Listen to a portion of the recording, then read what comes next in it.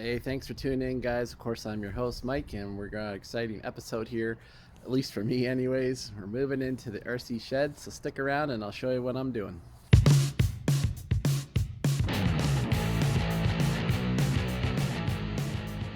Thanks, guys, for always tuning in. I know you could be watching a million other things, but you're taking time out of your day to stop and watch my video.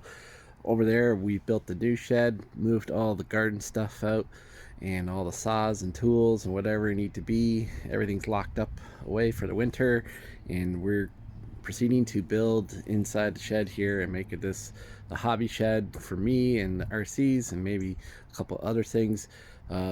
Just showing you what's going on here now. Down in the basement, I have taken down my pegboard, and there's still a little bit more to go, and these are most of the hooks and the pegs, whatever you want to call them. And we'll bring you inside here, and hung up the pegboard. I'm going to have some more hanging on the back. I got a nice brand new shelf over here that I have to put together, and everything's looking pretty good. Now, one thing I had to figure out, it might look a little sloppy over there, but the shed has sagged over time.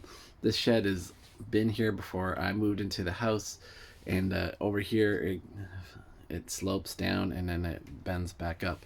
So accordingly, this pegboard is going a little slopey this way, and this one's going a little slopey back up, but it'll all look good when the cars are on it. I highly doubt you'll see the seam, and not that it has to be super professional.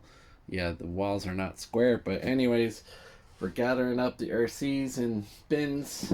I've got a shelf over here for some of the bigger ones. I'm gonna have a little sound system out here, and I got a shelf here. I'm not sure if I'm bringing my cabinet shelf out. I also got more plastic shelves. We got some options here. I'm going to have to get a little work area where we're going to be able to wrench and also charge the batteries. So all in all, pretty good start, and I'm going to show you guys what it looks like when I'm all done, so stick tuned for that. Well, guys, this is after a full day's of work, and see what we've done here. I got all the RCs here up on the pegboard. We go with some of the Mini and all the ZD Racing.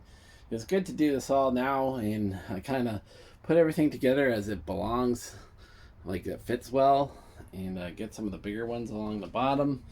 I got all my kind of like trucks over here, and then the small ones all along the top, and then the odds and ends fill in between, and it just works out perfect. And still have a little room.